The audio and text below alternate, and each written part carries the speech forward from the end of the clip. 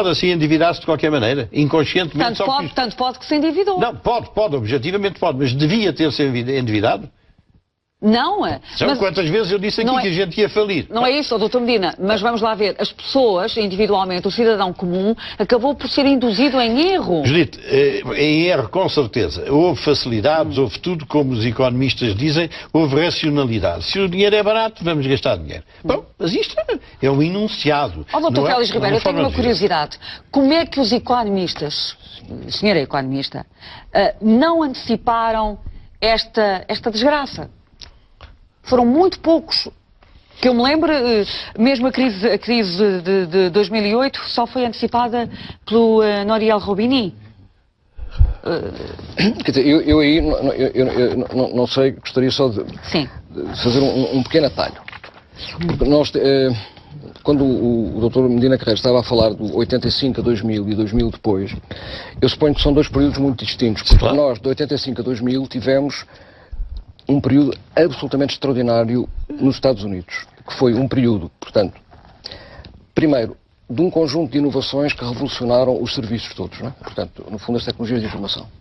Porque quando nós hoje dizemos que os Estados Unidos não são uma economia industrial, estamos a cometer um erro muito grande, porque o que eles não são é uma economia que está ainda preocupada a fabricar determinadas coisas em que eles foram muito bons há 40 anos e que já não são centrais. Os americanos, quando se trata de tudo o que é... Quando nós entramos no escritório, hoje, tudo é ou americano, ou coreano, ou japonês.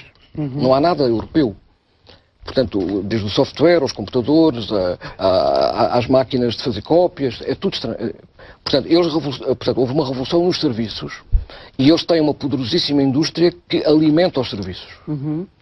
Quando nós vamos fazer taques ou quando nós vamos fazer qualquer equipamento médico, a probabilidade de ele ser americano ou ser japonês é muito grande. E, portanto, tudo o que são serviços, os americanos têm a indústria para lhes fornecer.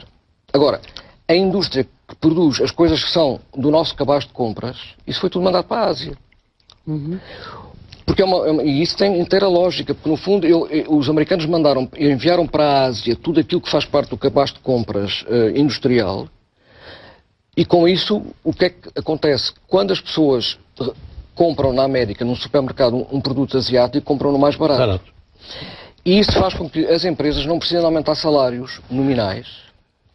E como têm ganhos de produtividade brutais devido ao desenvolvimento tecnológico, as empresas são altamente lucrativas e as pessoas estão ao mesmo tempo felizes.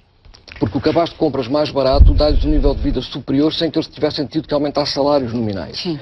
Esta extraordinária máquina é uma máquina que fez com que uma grande parte da produção americana, tudo o que é bens de consumo, tivesse sido transferida para fora, para a Ásia. E a Europa, não mais isso? Mas a Europa é muito diferente, porque a globalização é uma conversa entre os Estados Unidos e a Ásia.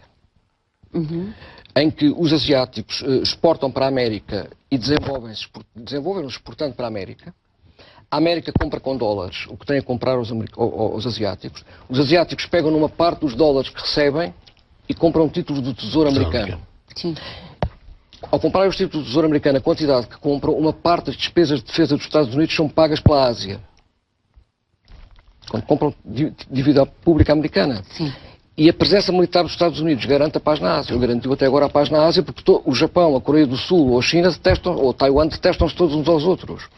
Portanto, os Estados Unidos, e por isso é que nós estamos num período muito difícil e complicado, é porque esta estrutura estável que suportou a globalização está a ruir aos nossos olhos.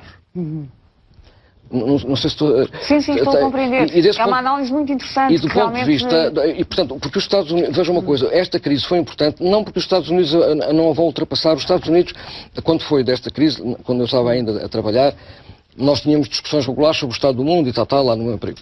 E quando ocorreu a crise de 2008, formaram-se duas escolas de pensamento. Nós não éramos ninguém, e eu também não sou ninguém, mas estou a dizer... Havia uns que diziam assim, isto é o início do declínio americano. E o que vai acontecer é que isto vai ser uma grande oportunidade para a Europa, porque a Europa não fez nenhuma das loucuras que os americanos fizeram. Não tiveram subprime, não tiveram... E havia outros que diziam assim, não, os americanos têm um sistema imunitário preparado para resistir a uma coisa destas. Se os europeus comprarem uma parte dos tóxicos que os americanos produziram, os europeus é que não têm capacidade de reagir. E, portanto, o que nós vamos caminhar é para uma crise profunda do euro. Havia duas maneiras de pensar. Sim. E o que eu digo é que, do ponto de vista do sistema imunitário, os americanos já estão a responder. Já estão a responder e, desse ponto de vista, não estão numa situação tão dramática. A Europa é que ficou numa situação dramática. O problema todo está em que a crise enfraqueceu a posição americana face ao mundo. As pessoas pensavam que eles eram invencíveis, que era impossível acontecer-lhes uma coisa daquelas. E, portanto, a China hoje tem outras ambições. Percebeu que acabou a sua fase, digamos assim, da adolescência. E, portanto, quer atuar como adulto, não é? Depois, muitos outros países acharam que os Estados Unidos iam entrar em declínio. E é esse pequeno pormenor que hoje é a grande interrogação no mundo, que é como é que os Estados Unidos vão, em certa medida, ajudar a globalização a manter-se. Porque se não forem os Estados Unidos a fazê-lo, o mundo parte todo aos bocadinhos. Os europeus são os primeiros a partir porque estão desejosos, porque têm inveja dos americanos, porque não percebem os americanos, porque são um grande parque jurássico, se me permite a expressão, quer dizer, do ponto de vista de maneira de funcionar. E, portanto, é muito perigoso o mundo atual. Porque aquela estabilidade que era, os americanos aceitam os produtos asiáticos, os asiáticos recebem dólares, os dólares em parte voltam para os Estados Unidos com isso não têm que pagar eles próprios impostos para pagar a defesa. E essa defesa garante a segurança e a paz na Ásia. Isso está a acabar. E esses equilíbrios estão a ruir? Em parte na Ásia por causa da China, no Golfo Pérsico por causa do Irão, e o que está a acontecer na Europa é a desobediência alemã aos americanos. Sim. E como é que ficam, os países europeus mais vulneráveis, mais frágeis, como é o caso de Portugal? Vamos lá ver, vamos lá se eu consigo dizer o que penso. O euro é uma aventura essencialmente política. Que, no fundo, já vinha de trás a discussão sobre haver uma moeda única, da necessidade de haver uma moeda única, etc, etc, etc. Mas a reunificação alemã é que determinou a corrida para o euro. Porque a França, quando viu, digamos assim, a reunificação alemã, ficou absolutamente apavorada. A elite francesa, não é? Porque a Europa foi construída sobre um país partido ao meio. Ninguém ligou a isso. E, portanto, toda a gente achava que era uma construção extraordinária. Mas era uma construção feita sobre um país derrotado, ocupado militarmente por outros e dividido ao meio. Sim. E que, na prática, durante 30 anos, pagou o essencial da União Europeia. Pronto. É claro que, quando houve a reunificação, toda a gente percebeu que a Alemanha nunca mais ia ser igual ao que era antes. E, portanto, aquilo que a França tentou fazer à Alemanha foi dizer assim, vocês têm que fazer uma manifestação sem sombra de dúvida do vosso compromisso europeu. Caso contrário, a vida vai ser muito difícil. E qual é que é? Abandonem o marco e caminhamos rapidamente para o euro. Os alemães tentaram dizer uma coisa absolutamente lúcida, quer dizer assim, não, primeiro temos que tornar bem claro uma coisa que é, não podem todos entrar ao mesmo tempo.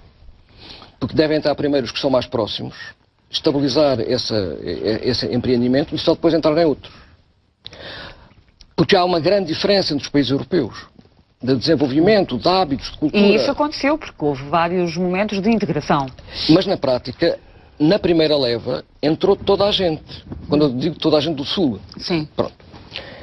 E o que eu ia tentar dizer é que portanto, os alemães tinham, a França sempre defendeu que devíamos entrar todos ao mesmo tempo, depois que cá dentro a convergência havia de se dar. Não se deu nada, convergência nenhuma, não é? E, portanto, o que acontece hoje é que o euro, além disso, foi desenhado a partir de certo momento, com enormes preocupações alemãs de não ter, a propósito do euro, outros 30 anos a pagar a Europa. Na minha opinião. A pagar a Europa, não é? E, portanto, não pode haver resgates, ou não podia haver resgates. A responsabilidade prudencial sobre os sistemas bancários era nacional e não era europeia, no sentido em que, se acontecesse alguma coisa, eram os Estados nacionais que tinham que resolver o problema. Sim. Não havia um tesouro com capacidade para intervir nos mercados, porque onde é que ia buscar-se o dinheiro para esse tesouro? Não havia federalismo fiscal.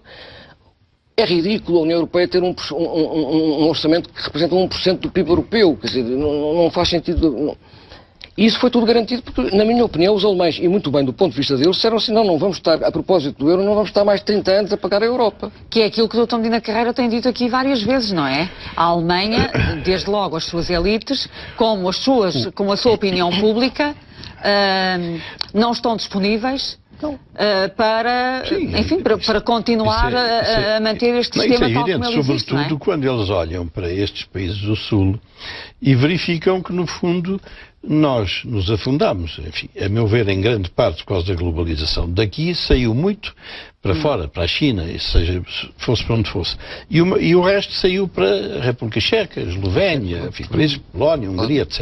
Então, é o seguinte, a globalização foi a primeira grande machadada e mais essa parte do antigo Império Soviético que se integrou na União Europeia. São as duas razões fundamentais desta queda. Agora, esta queda é de todos os países da Europa. Todos os países da Europa. O país que cresceu mais nestes últimos 10 anos foi a Irlanda com 2,5% e o Luxemburgo com 3%, que tinham-se crescido 6,8% respectivamente e 5,6%. Quer dizer, o tombo das economias foi total. Bom, simplesmente, houve países em que os Estados provavelmente se comportaram com maior cautela, e houve outros, que são os tais 3 ou 4, que somos nós e mais os outros que conhecemos, que se endividaram para além de todos os limites possíveis e pensáveis. Porque nós só mais recente é que tivemos a noção de que as despesas que estavam no orçamento eram apenas uma pequena parte. E que depois, fora do orçamento, apareceram endividamentos brutais. Na Madeira, 6 mil milhões, nos municípios, 10 mil milhões, nas empresas públicas com empresas de superior a 70 mil milhões. Quer dizer, o país precisa, para se ajustar, como quer. A Troika, não é? A Troika e o memorando de entendimento, nós também, porque o assinámos. Portanto, nós temos que fazer cair a despesa de 90 mil milhões em 2010 para 70 mil milhões até 2015. Isso é uma brutalidade. Ora, nós só recuperamos 10. Faltam-nos 10. Eu estou à espera de saber o que é que o Governo vai qualquer dia deste explicar. Porque para nós chegarmos ao limite financiável, temos que ir para 70 mil milhões. Nós ainda estamos em 80 mil milhões. Eu acho que aí há duas coisas que temos que dizer, que é o seguinte, que é, nós estamos a desempenhar um papel muito importante para a zona euro, que é no sentido em que nós somos a primeira linha de defesa do centro europeu. Porque vamos lá ver, quem passou a desconfiar do euro não fomos nós os europeus, foram os mercados, os investidores, quando viram a partir de certa altura como é que isto funcionava. Como é que esta gente vai pagar? Bom, e, portanto, o que acontece é que os mercados, quando fazem um ataque ao euro, começam por atacar os elementos mais frágeis. Sim. Bom, e que estamos nós. E, portanto, nós somos a primeira barreira. E depois o que é que acontece ao centro? O centro diz, tomem lá, aguentem-se, e eu empresto-vos dinheiro. E nós aguentamos. Portanto, nós somos, se nós fôssemos o Império Romano ou o Império Austro-Húngaro, nós estamos a funcionar como uma marca. A marca é aquele território longe do centro que é o primeiro a enfrentar os invasores. E o senhor acha que não nos deixam cair? Não, isso eu não sei. O que estou a dizer é que quando isto estiver estabilizado, porque o nosso papel de primeira linha de defesa é muito importante porque deu tempo e dá tempo ao centro para perceber que a construção que tinha posto a voar era uma construção frágil. E os bancos do centro, para rapidamente, ao longo de meses, limparem uma parte do seu balanço da dívida destes países. Portanto, nós somos a linha de defesa e dão-nos crédito para nós aguentarmos essa função. Se isto se estabilizar, nós vamos ficar esmagados de dívida. E isso é que eu acho que nós devemos ter a consciência.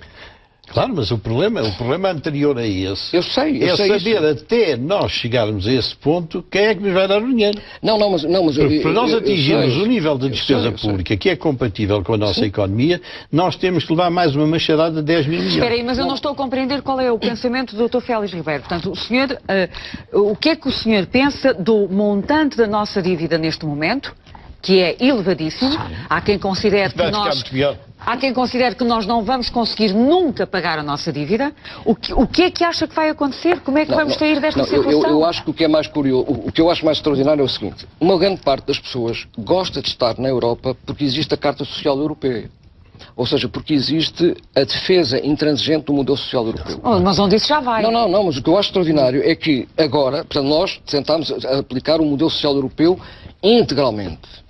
E agora o que nos vêm dizer meus caros amigos, o modelo social europeu só é para uns, não é para outros. Exatamente. E como ninguém nos ensinou que há uma diferença fundamental entre Estado Social e economia social de mercado, ou seja, eu tenho mecanismos de mercado que permitem resolver uma parte das necessidades da população em saúde, educação e pensões, a sociedade não está preparada para pensar outra coisa que não seja vão-me tirar tudo.